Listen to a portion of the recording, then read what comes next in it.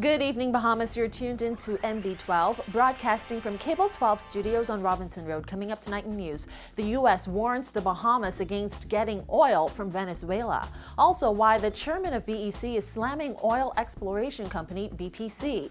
Residents sound off on Cable Bahamas' application for price increases. The government launching a new program for those affected by cancer. Plus, Kalina again prepares to raise funds for the fight against HIV/AIDS. We've got those stories and so much more coming up. I'm Paige McCartney, and MB12 starts right now.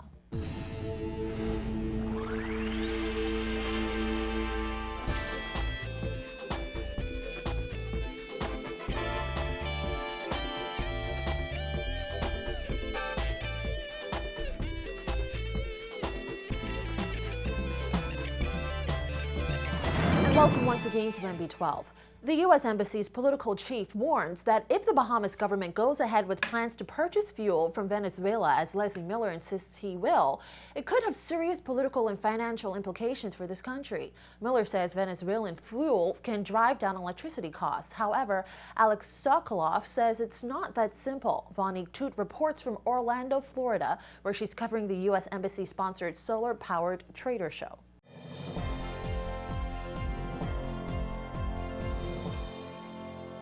A top official from the United States Embassy in Nassau has expressed concern over BEC Chairman Leslie Miller's interest in purchasing fuel from Venezuela at discounted prices. Miller recently said he wants to enter into a contract with the National Oil Company of Venezuela to buy fuel for BEC at lower cost than market prices in an effort to reduce the cost of electricity in the Bahamas. Political, economic, and commercial chief at the United States Embassy, Alexander Solokoff, says while there is nothing wrong with talking with Venezuela, he does not think it's a good move for the Bahamas. I don't think that the Bahamas has any reason to be looking at cheap. I mean, yes, if they can get a better price on oil, great. But oil is a commodity. There's a market price worldwide. There's always going to be strings attached. If you get a lower price, it's because you're either having to pay loans down the road or there's some other political string that's going to be attached. I don't really see how there's any advantage to the Bahamas in continuing to generate power using petroleum. Both men are part of a delegation that traveled to Orlando, Florida this week for the 2012 Solar Power International Conference. They're looking at new technology that will help to reduce energy costs. Sokoloff insisted that if the Bahamas is looking for lower cost fuel to solve its problems, then government officials are probably barking up the wrong tree. He feels the Bahamas should instead be looking at using its own natural resources. Solar or ocean technologies or wind if it's possible, looking at doing things locally. And there's so many new technologies out there that can really be applicable, and you've seen some of them on this trip. I wouldn't invest a lot in going to Venezuela unless, why would they give it away? A major player in the renewable energy industry expressed a similar view. Founding chairman of Caribbean Renewable Energy Forum, Jerry Butler, is advising the government to proceed with caution. He says buying fuel from Venezuela could have political and financial implications for the Bahamas. I believe there are political implications when dealing with the United States. And that would be a foreign affairs issue when you're doing business with Venezuela. The reality of the Venezuelan oil situation with the Caribbean is that some islands may have benefited, but in effect, it's just a debt swap situation. Butler says the Bahamas would also be in direct competition with U.S.-based oil companies like Shell, Chevron, Texaco, etc., who are accustomed to selling you fuel at spot prices. And they have put in tremendous infrastructure throughout the Caribbean with tanks, ports, etc., and a network to distribute their fuel. If you think they're going to let you buy fuel from Venezuela and enter into their network without them having something to say, then you may be in for a bit of a problem. I'm not comfortable with taking the oil that I use now because I'm greedy and making my children pay for it by attaching future debt to my country. So when you look at the debt metrics of that agreement, you may find we need to proceed with caution. Butler suggested looking at substituting conventional fuel use with renewable fuel use, as well as encouraging more Bahamians to conserve energy. Renewable energy will be the focus of the Caribbean Renewable Energy Forum being held in Puerto Rico next month. Reporting from Orlando, Florida for MB12, I'm Vonique Toot. Well, we've got more from our Vonique Toot from Orlando. Yesterday, she spoke with Bahamas Electricity Corporation Chairman Leslie Miller, who is now urging the government to reconsider oil exploration talks with Bahamas Petroleum Company and instead shift its focus to bigger companies, which he feels have proven track records. You'll only see Vonique's candid interview with Miller on MB12.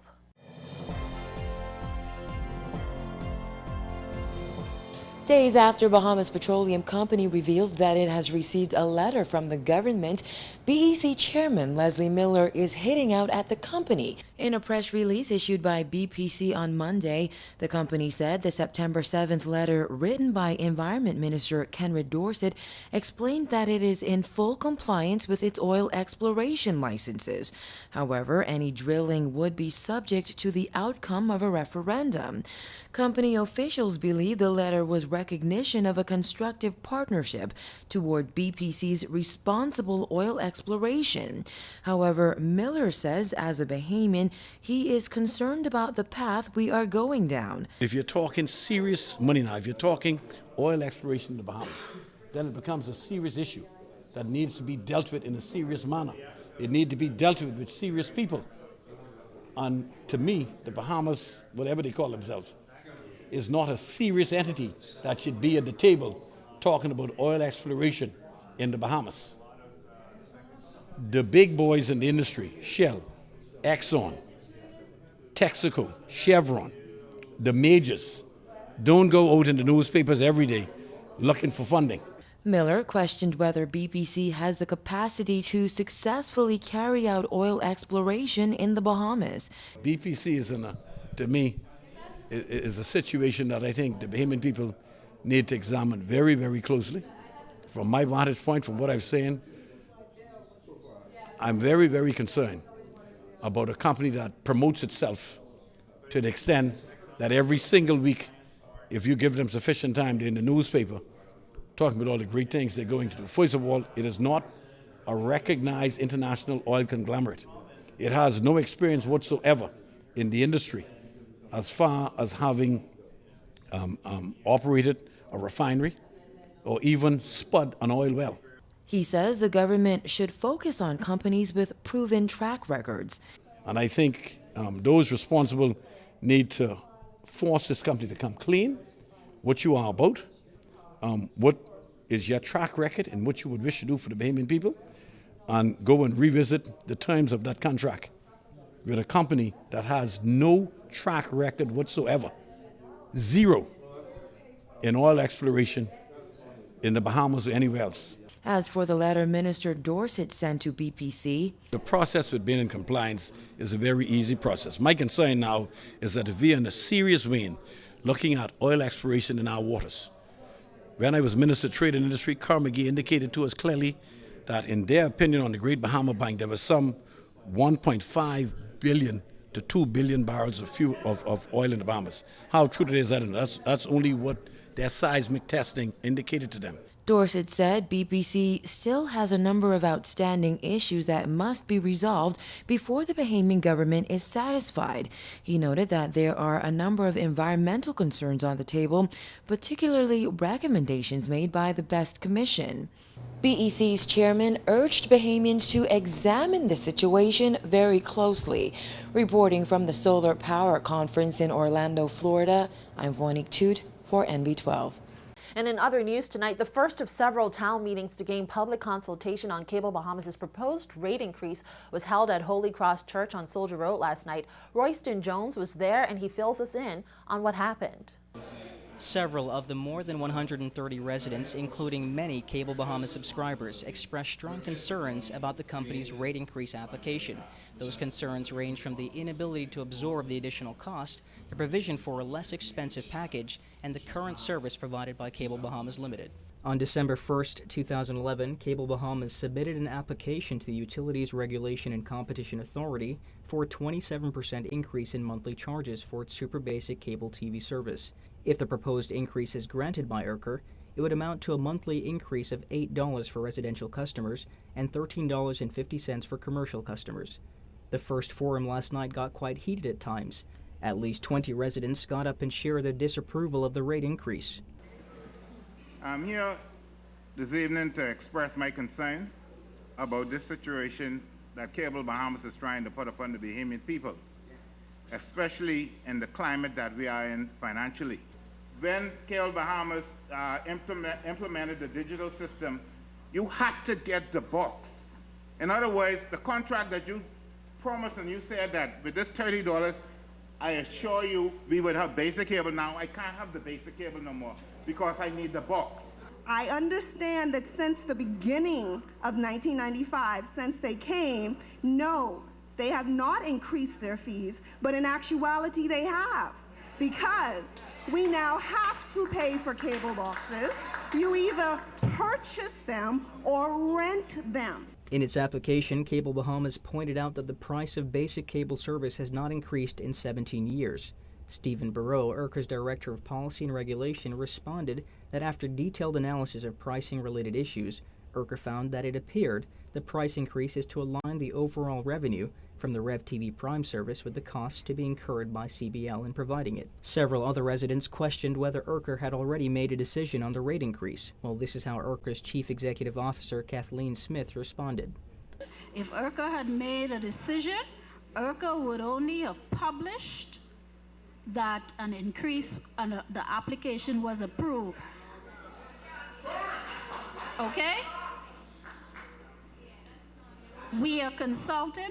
We have a duty to consult, and we have a duty to consider all comments made by stakeholders in this process. Stephen Placaris, an educator and Marathon Road resident, said he believed Bahamians have limited options when it comes to television and internet service providers in the country, in spite of the sector being liberalized. This is the first in a series of meetings to be hosted by ERCOR. The regulatory body who will make the final decision on the proposed rate increase says it will remain impartial throughout this process. For NB12, I'm Royston Jones. And the Bahamas today joining democratic countries around the world condemning the deadly attack of a United States consulate in Libya overnight. Minister of Immigration and Foreign Affairs Fred Mitchell said the Bahamas is shocked and dismayed by the disregard for life in the violent display. U.S. Ambassador J. Christopher Stevens and 3 embassy staff officers were killed in the attack on the office in Benghazi, Libya. Libyan protesters launched an attack on the consulate after viewing an anti-Islamic film online that was reportedly made by an American filmmaker. Mitchell said the Bahamas reiterates its commitment to freedom, democracy, and tolerance, and that diplomacy must always be the preferred option in solving conflicts.